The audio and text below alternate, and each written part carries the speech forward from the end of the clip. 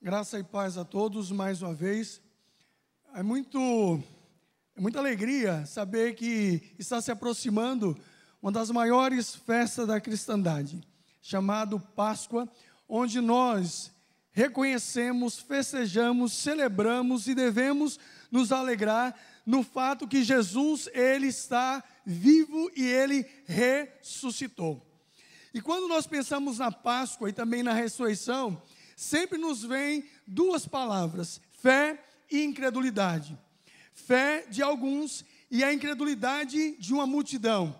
Talvez fé da maioria que está aqui, mais ainda de alguns outros, talvez que está aqui, ou que está nos assistindo, ou que vai nos assistir, incredulidade. Alguns amigos meus, ou na verdade colegas, que não conhecem a Jesus, não acreditam que Jesus de fato ressuscitou. Acredita que Jesus ele foi um profeta, que foi um homem bom, um homem justo, mas a ressurreição é uma coisa louca só para os crentes. Ninguém conseguiu provar, e muito menos que ele era Deus. Eu sei que esse espírito que eu posso chamar de espírito de Tomé, e Tomé ele representa aquilo que significa incredulidade, porque sempre quando a gente lembra de um discípulo que era incrédulo, na nossa mente vem Tomé. E esse espírito de Tomé é tomado no nosso meio, no nosso tempo, na nossa era. E eu me pergunto, ou pergunto a você e a mim, quantas vezes eu e você somos iguais a Tomé? Quando nós olhamos as Escrituras, nós descobrimos que existiram vários outros homens e mulheres que tiveram esse mesmo espírito.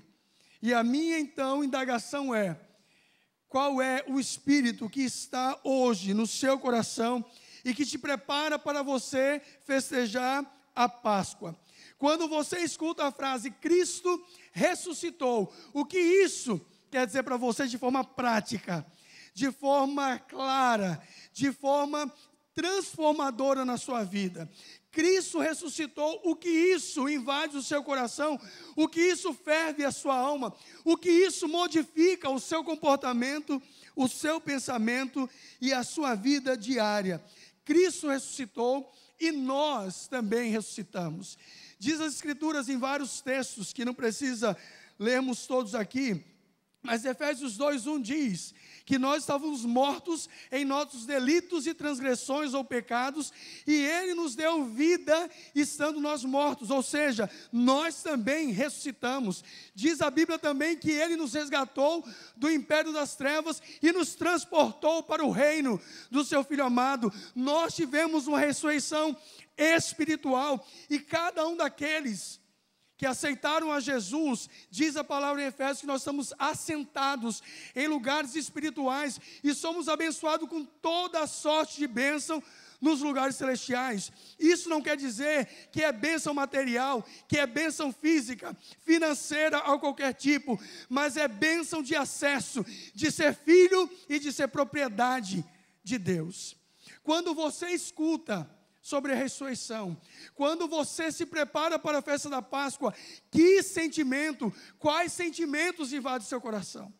Para algumas pessoas, a Páscoa não significa nada além de ovos e de mais um dia que você vai ter, talvez, de descanso, a sexta-feira da paixão. E aí eu quero chamar a sua atenção num perigo. Se você está na igreja, se você vem para a igreja dominicalmente, e você não sente absolutamente nada, você não crê, se isso não modifica, se não existe nada dentro de você, como uma ebulição, como uma transformação na sua vida, algo está errado com você. Não dá, não pode, tem que ter uma morte e uma ressurreição. Tem muita gente que acha que é salvo e não é salvo. Quando eu pastoreava lá em Santos, uma mãe me procurou e falou: pastor, eu quero que o senhor dê um jeito no meu filho, porque ele vem para a igreja, ele vai dormir, ele vem para a igreja, ele fica no celular, ele vem para a igreja e não gosta de cantar, ele vem para a igreja e acha a igreja chata. Pastor, dê um jeito no meu filho. E eu chamei esse menino para fazer um discipulado, e ali eu descobri, minha filha, ninguém dá jeito a não ser Jesus. Porque você está querendo tratá-lo como se ele fosse ovelha, e ele não é ovelha. ovelha. Então, meus amados, só pode saber da ressurreição aquele que experimentou a salvação. Por isso que você tem que ter muito cuidado e olhar para a sua vida e a sua existência. Se você não se alegra, se você não chora, se você não se quebranta, se você não encontra existência, que você é um pecador miserável, como diz Isaías, você é chaga dos pés à cabeça, que o seu coração, como diz Jeremias, é enganoso, é corrupto e mau, que você é igual à lei da gravidade, se não for a graça de Deus para te sustentar, você cai, porque você não é melhor do que ninguém. Eu e você somos a mesma essência. A minha pergunta para você é: você já acertou o caminho da salvação? Talvez você seja como esse jovem, mesmo sendo um adulto, você não gosta, você vem para a igreja como uma religiosidade, e você não tem certeza ainda da sua salvação, e por isso que você não vê sentido na ressurreição e nem se alegra. Você ainda está naquela fase do vale de ossos secos, e não dos ossos que foi se juntando e criando vida. E aí Deus tem uma palavra para te dizer, que ainda está em Romanos, precisa abrir 10, que diz: se com tua boca confessares a Jesus como Senhor, e creres no teu coração que Deus ressuscitou dentre os mortos, serás salvo. Porque com o coração se crê para a justiça, e com a boca se faz confissão para a salvação. Meus amados, só pode celebrar a ressurreição, a Páscoa, aquele e aquela que passou pela salvação. E a Páscoa, então, deveria ser algo vivido todos os dias, porque a Páscoa sinaliza, simboliza, indica, mostra o caminho da vitória. Vitória que foi estabelecida lá pelo Senhor e estendida a mim e a você. Mas por que então nós vivemos, aparentemente, alguns crentes, vida tão fracassada, tão sem vitória, crentes tão magoados, tão distante dessa vitória da Páscoa? E por que então a gente vem para a igreja e diante de tantos louvores, parece que a tradição é muito melhor do que a emoção, não o emocionalismo. Eu não quero que ninguém aqui fique copiando trejeitos de nenhum lugar. Eu não quero aqui que você saia sapateando no espírito. Eu não quero aqui que você fique pulando, gritando glória a Deus, batendo cabeça. Eu não quero nada disso. Mas quando Jesus passa e a sua ressurreição passa por nós, alguma coisa tem que acontecer. Você não pode ser o mesmo. Você não pode ficar indiferente. E a Páscoa é a realização de todo crente. Então, uma frase eu gostaria de resumir aquilo que eu vou trazer para vocês, que é a seguinte: se da cova você foi tirado, não viva como se estivesse enterrado. Se da cova você foi tirado, não viva como se estivesse enterrado. E a minha pergunta aqui, para dar direção àquilo que Deus quer me ensinar e te ensinar, é como devemos ou podemos celebrar a ressurreição de Cristo em nossa vida. Como podemos deixar de ser crentes tão indiferentes e mornos? E aí agora eu convido você a abrir a Bíblia em Lucas capítulo 24, versos do 1 ao 8.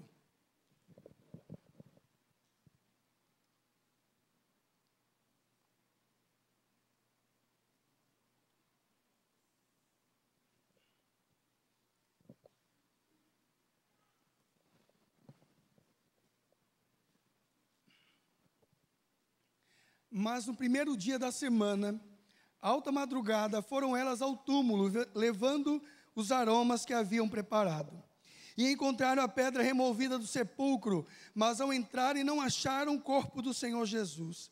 Aconteceu que, perplexas a esse respeito, apareceram-lhes 2 varões com vestes resplandecentes. Estando elas possuídas de temor, baixando os olhos para o chão, eles lhe falaram: por que buscais entre os mortos ao que vive? Por que buscais entre os mortos ao que vive? Ele não está aqui, mas ressuscitou. Lembrai-vos de como vos preveniu, estando ainda na Galileia, quando disse: Importa que o Filho do Homem seja entregue nas mãos dos pecadores e seja crucificado e ressuscite no terceiro dia. Como podemos ser crentes mais fervorosos, crentes que vivem a Páscoa todos os dias e não como um evento no calendário colocado aí pelo mundo, que muito mais o coelhinho é festejado, e como os nossos filhos às vezes querem muito mais ganhar um ovo da Páscoa do que mesmo relembrar da cruz, do Calvário e da ressurreição. A primeira forma de vivermos vida de celebração é curando o nosso esquecimento. O texto diz aqui: lembrai-vos do que o Senhor Jesus vos disse, preveniu há muito tempo. Não foi agora, não pegou vocês de assalto. E o esquecimento é algo que acho que todo mundo já viveu. Algum momento de esquecimento. O próprio Augusto Cury, ele fala do SPA, síndrome do pensamento acelerado, que você pensa em tantas coisas, e de pensar em tantas coisas, você se esquece de fazer aquilo que está ali à sua frente. Todos nós temos uma história de esquecimento. Eu lembro que a minha filha era menorzinha, ela estudava à tarde lá em Santos, e eu levei ela para a escola. E eu fui, e eu esqueci a minha filha na escola, e nada, era para buscar às 5 horas, eu fui buscar às 8 horas da noite, porque a secretária já estava: meu Deus do céu, pastor, venha buscar, só tem a sua filha aqui. E olha que era a minha filha. Outra vez, eu saí de Santos, de carro, peguei meu carro e deixei em São Paulo, e fui para Atibaia de ônibus, e deixei meu carro estacionado. O que é que aconteceu? Eu voltei de Atibaia, fui para a rodoviária, peguei um ônibus, deixei o carro em São Paulo e desci para Santos. Quando eu cheguei lá, eu falei: meu Deus, roubaram meu carro. Cadê o meu carro? Eu fui na garagem, não estava o carro, eu fui em todos os lugares que eu sempre deixava o meu carro. E eu disse: meu Deus, roubaram meu carro, vou ligar para o seguro. Aí Deus digicou biloba nessa cabeça para você lembrar, né? Aí eu disse: peraí, deixa eu fazer o caminho. Deixei meu carro lá em São Paulo. Meus amados, Deus sabe que nós temos um problema sério de esquecimento, e por isso que nas Escrituras do Antigo Testamento, Ele, de forma muito didática, Ele deixava os memoriais, e os memoriais nada mais são do que uma forma de você olhar e você lembrar aquilo que Deus fez. O memorial que você tem na sua vida é o seu aniversário. Para quem está novinho ainda, né, as meninas aqui, é muito bom esse memorial, parabéns para você. Mas vai chegando uma data, né, que a gente vai querendo esquecer desse memorial, né? Deixa para lá, né? Mas nós temos memoriais, por quê? Porque isso vai fazendo com que seja marcos na nossa história e na nossa vida. O grande problema é que quando a gente começa a passar por problemas, a gente se esquece que Deus fez atos poderosos por mim e por você, e o grande ato poderoso foi a ressurreição que Ele operou. E diz a Bíblia, em Números capítulo 23, 19, Deus não é o homem para que minta, nem o filho do homem para que se arrependa. Em Tiago, no capítulo 1, ele diz que Deus, ele não tem sombra de variação. Então, se Ele disse que vai acontecer, vai acontecer. Então, o grande problema aqui é que essas mulheres, elas começaram a conviver com Jesus. Mas qual a diferença de conviver e de aprender? Grande. Tem muito crente que está convivendo todo domingo com Jesus. Vem na igreja, até lê a Bíblia, mas outra coisa é aprender do Senhor Jesus. Porque quando eu aprendo da palavra, eu lembro nas situações mais caóticas e difíceis da minha existência, que Jesus, Ele não mente e Ele não se arrepende. O texto nos aponta mulheres piedosas. E quando nós olhamos para essas mulheres, nós somos impactados por elas. Porque enquanto estava todo mundo escondido, porque Jesus tinha acabado de ser crucificado, sepultado, e Ele estava morto, e essas mulheres se levantam na calada da noite, na madrugada, e diz o texto que elas vão bem cedo, com medo de enfrentar a situação. Eram mulheres destemidas, porque elas diziam: olha, eu não sei o que vai acontecer, mas quem é que vai mover a pedra? Elas tinham uma fé que alguma coisa ia acontecer. Diz o texto que elas eram piedosas porque elas prepararam com todo cuidado as especiarias para embalsamar o corpo de Jesus. Quando nós olhamos para essas mulheres são até chamadas de mulheres de fé. Mas quando elas chegam no sepulcro, o sepulcro está aberto, e o que é que acontece? Elas têm um susto. Elas foram para ver o morto, e o morto, o que é que aconteceu? O morto sumiu. O morto não existia. E uma talvez deve ter gritado: foram os romanos que levaram o corpo de Jesus. Outras foram os fariseus. Ainda a outra disse: Senhor, já não bastava tanto Jesus ter sofrido o que sofreu, e nem o corpo dele foi deixado aqui para a gente cuidar. Quando nós olhamos para essa atitude do texto, parece que nós somos remetidos a acreditar que essas mulheres eram mulheres de fé.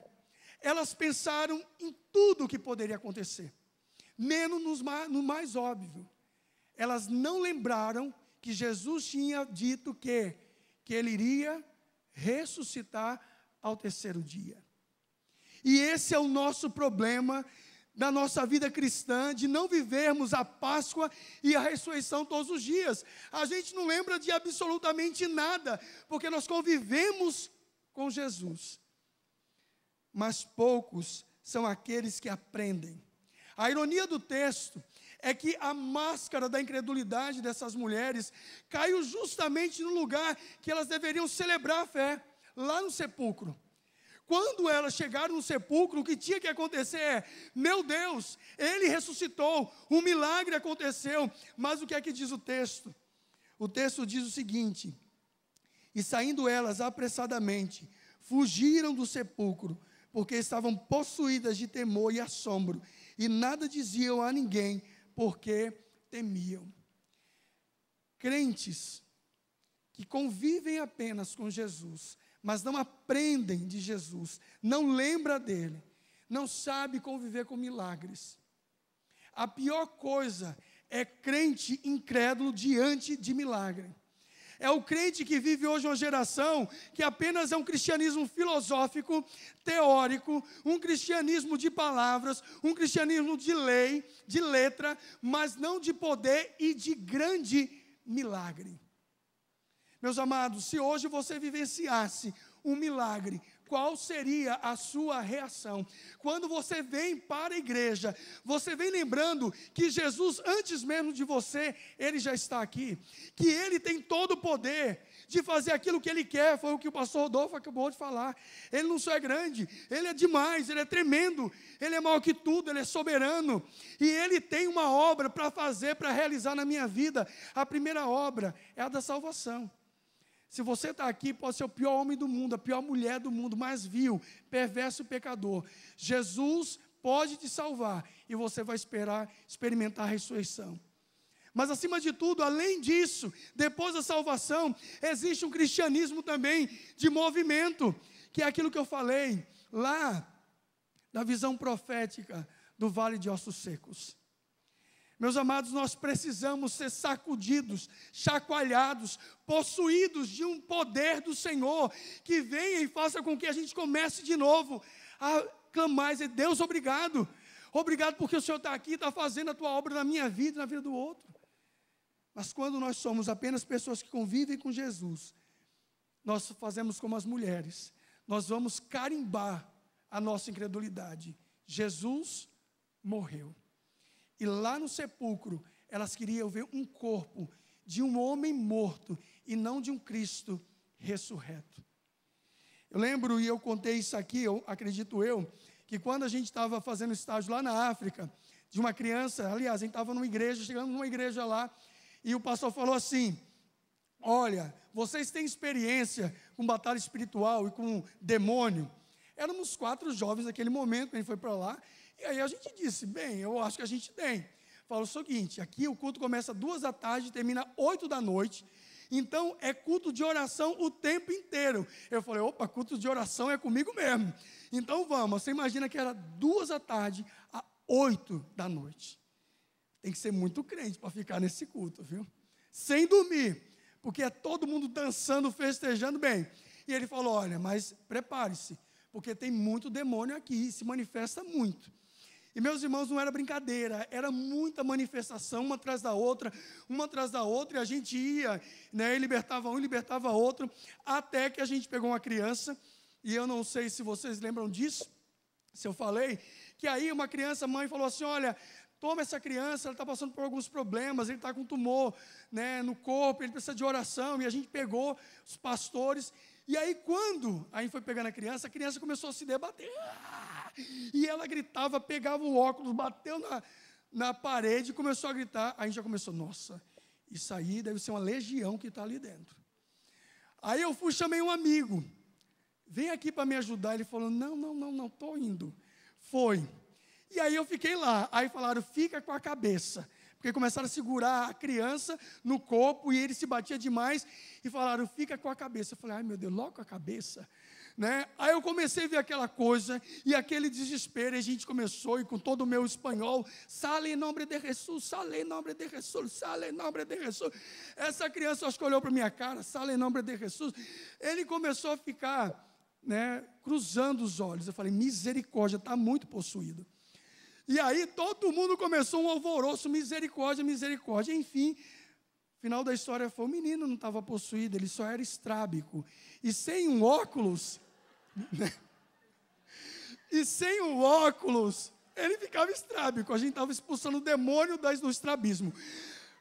Mas o que acontece? Quando a gente convive com Jesus, mas não tem vivência de ressurreição com Jesus, qualquer coisa que acontece, a gente fica perplexo, a gente fica com medo, e a gente quer, fugir, porque não tem vivência com Jesus, porque quem tem uma história de ressurreição, de salvação na vida, assim, não como as mulheres, mas sim, como o próprio Jesus chegou lá, naquele túmulo, Ele ressuscitou, Ele não precisa da tua ajuda, de especiaria, de você embalsamar, Ele tem o poder, e Ele quer transmitir esse poder para você, meu amado, mas você fica dentro dessa caixinha, vivendo como se a Páscoa fosse apenas uma história, uma cantata a ser cantada no domingo de Páscoa, ou uma celebração de ceia a ser feita.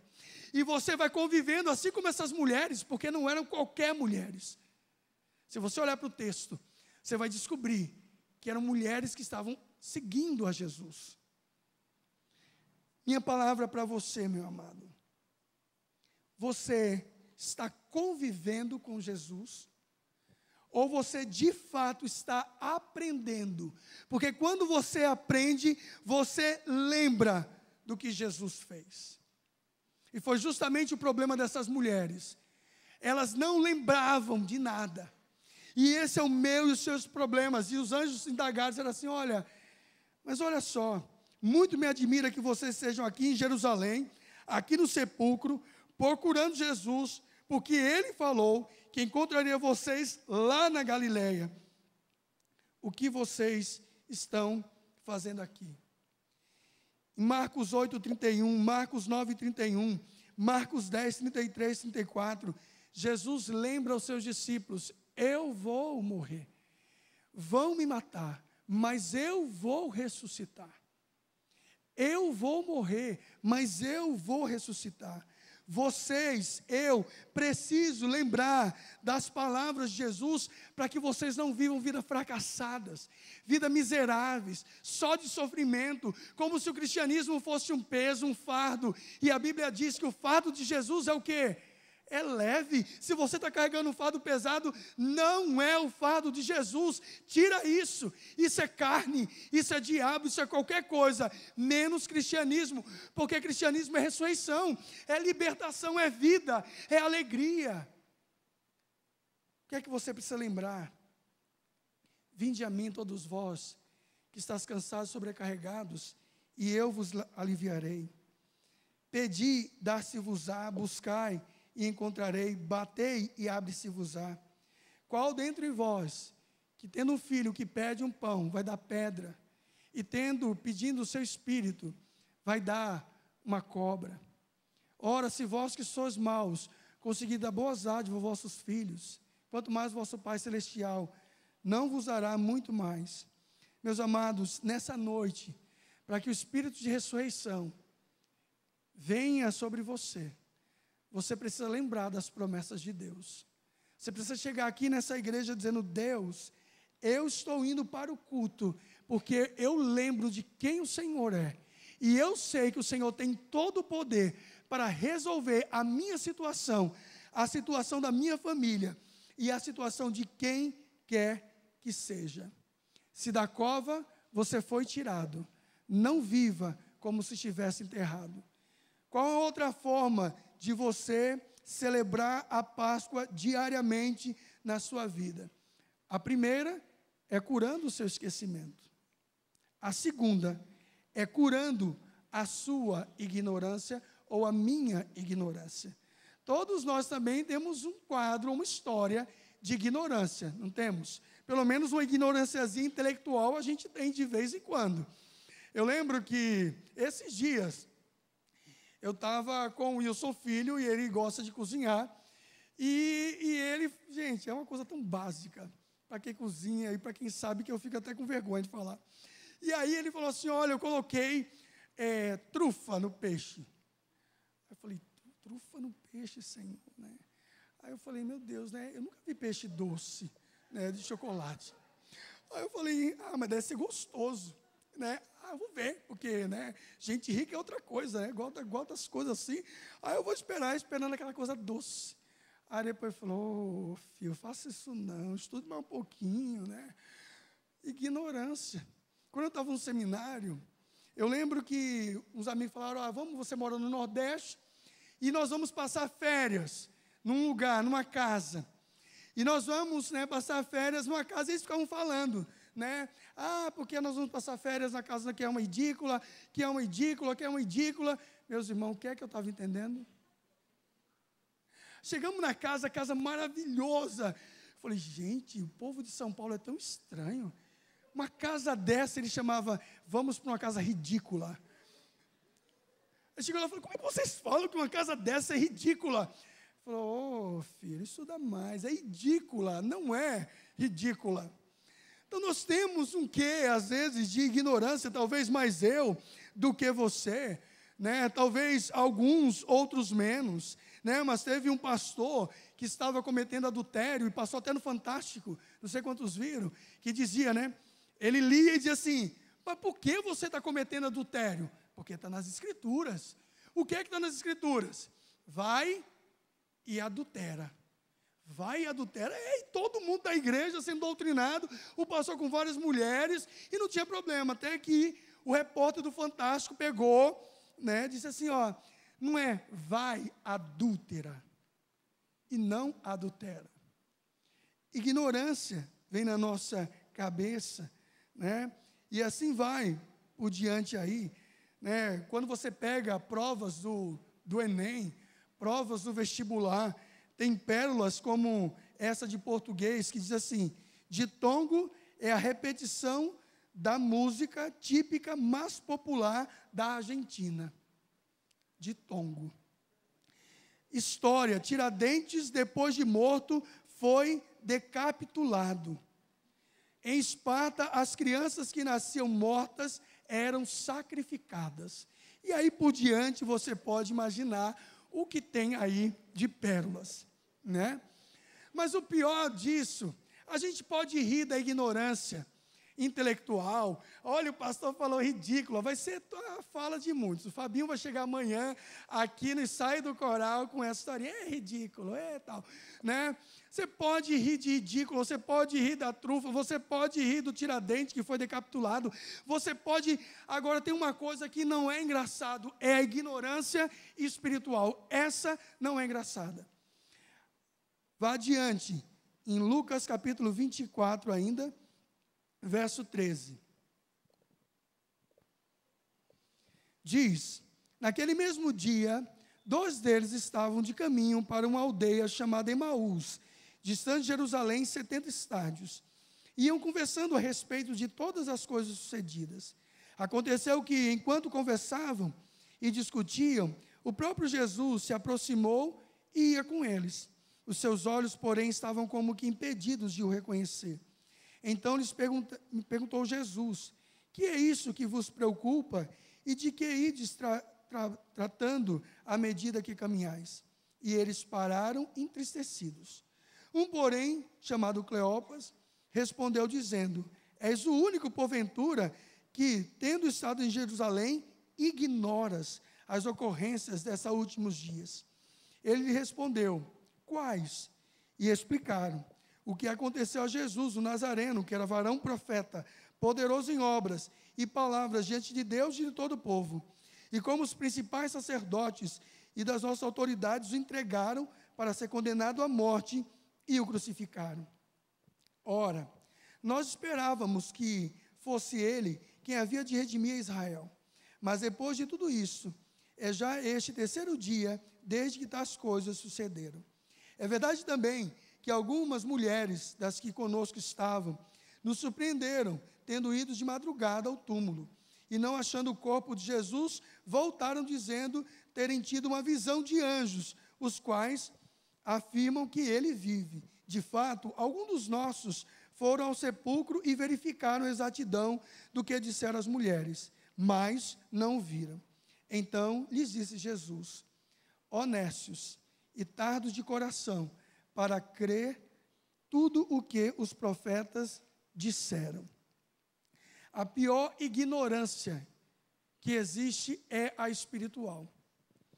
E teve um jovem que um dia chegou para mim e falou: pastor, eu não acredito nisso, não acredito naquilo, não acredito naquilo que a Bíblia fala, naquilo outro. E eu perguntei: você já leu a Bíblia? Ele falou: não, nunca li a Bíblia, mas eu não creio em nada disso. Eu fiz: então, meu jovem, o seu problema não é um problema de incredulidade, o seu problema é um problema de ignorância. Você ignora os fatos que a Bíblia fala. E independente da sua ignorância, de ignorar a verdade ela é absoluta e não muda, hipótese alguma. O texto nos mostra um diálogo de frustração de dois discípulos que estavam ali frustrados.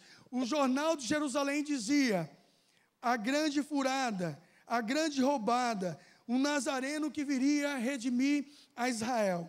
Diz o texto que Jesus chegou perto deles e eles continuaram a conversa e não reconheceram a Jesus por causa da sua incredulidade, por causa da sua ignorância. E tem muita gente, muito crente, que Jesus está do lado, mas não reconhece, não vai reconhecer que é Jesus. E vai, como diz alguns irmãos, perder a bênção pela sua ignorância. Jesus faz a pergunta crucial: o que é que está acontecendo? O que é que vocês estão resolvendo dentro do coração? E aí eles olham para Jesus e diz: você não se importa ou você de fato é ignorante? Porque todo mundo já sabe o que aconteceu. Jesus, ele dá trela, muitas vezes para a incredulidade. Ele diz: mas o que é que aconteceu? Me fala um pouquinho, me conta, já que eu não sei de nada do que está acontecendo. Nós tínhamos uma expectativa que esse Jesus de Nazaré iria vir aqui e redimir o povo de Israel. E aqui está o ponto-chave crucial. As nossas expectativas não são as expectativas de Deus. Eles tinham expectativa que Jesus seria um Papai Noel, que Jesus seria um Silvio Santos, que ia dar dinheiro para todo mundo, que Jesus ia resolver o problema deles. E Jesus nunca se comprometeu com isso, de vir como um guerreiro, mas sim Jesus disse: eu sou o Deus Emanuel, o Deus que habita com vocês, Deus que salva, Deus que liberta. Aquilo que Jesus diz que é e faz, Ele faz. O problema nosso é as nossas expectativas. Quando você veio hoje aqui para a igreja, você veio com aquele mais. Tem um livro que eu aconselho você a ler, é um livro secular, do Leandro Carnal. Ele fala sobre a detração, é um ensaio sobre o mal dizer. E o mal dizer é sempre assim, a gente sempre diz: nossa, a Ludiana é uma bênção, é não sei o quê, mas, e o mais é o que impregna a vida na nossa boca da Ludiana. E assim como a gente vai impregnando os outros. Todo mundo é uma bênção, mas não supriu a minha expectativa. Os discípulos eram a mesma coisa. Eles dizem, olha, Jesus era um homem poderoso, era um profeta que fez muitas coisas, mas ele não conseguiu superar o poder dos soldados, dos líderes e de Roma. Jesus morreu, e já é o terceiro dia que a gente acreditou nessa mentira. E aí Jesus olha para esses homens que diz, você ignora, e diz, vocês, nécios e tardios de coração para crer em tudo. O problema aqui não era mais de falta de lembrança. O problema aqui era pura ignorância. Porque o texto nos remete à ideia de que eles ouviram que o sepulcro estava vazio, as mulheres testificaram, eles souberam pelos outros discípulos que Jesus havia ressuscitado, e o que é que eles dizem? Olha, tiveram algumas mulheres que tiveram a visão de anjo, mas ninguém viu Jesus de fato. Eles ignoravam completamente a ressurreição. E Jesus, ele diz, olha, eu não ignoro, e nem sou ignorante em relação a tudo que está acontecendo. E Jesus também está dizendo para mim e para você nessa noite, meus amados, para de ignorar tudo aquilo que aconteceu. Para de ignorar tudo aquilo que já está sendo realizado na vida de outras pessoas, milagres atrás de milagre. Creia nisso, não ignore os fatos, mas viva na dimensão dessa realidade de milagres da ressurreição. Jesus está dizendo para você hoje, eu não ignoro a sua dor, eu não ignoro a sua tristeza, eu não ignoro a sua condição, e a prova do meu amor por você é que eu ressuscitei, para mostrar que eu não ignoro o que você está passando. Mas talvez você vai sair daqui hoje, do mesmo jeito que entrou. Sabe por quê? Porque você está apenas convivendo com Jesus, e não aprendendo dele. E quando você não aprende, você tem um problema de esquecimento sério. E o segundo problema é de ignorância. Meus amados, se da cova você foi tirado, não viva como se estivesse enterrado. Viva a ressurreição. Viva a Jesus. Ele está aqui. E Ele é o mesmo que fez milagres de ressurreição no passado e quer fazer milagres de ressurreição na sua vida hoje. Se você entrou aqui sem Jesus, a ressurreição é a prova que só Ele pode salvar. E não adianta, não tem a igreja romana, não tem espiritismo. Ai, pastor, pessoas vão ficar ofendidas. A ofensa maior é tirar o mérito de Jesus. Só Jesus é o caminho, a verdade e a vida. Ninguém vai a Deus se não for por Jesus. E além disso, se você precisa de ressurreição dos seus sonhos, Ele também está aqui. Mas você precisa parar de procurar Jesus no lugar de mortos. Ele não está aqui, Ele ressuscitou. Talvez o problema do seu sofrimento, da sua tristeza, dos seus fracassos, é que você está indo atrás de um Deus morto, e Ele está vivo, e Ele está esperando para te encontrar. Baixa a sua cabeça, vamos orar.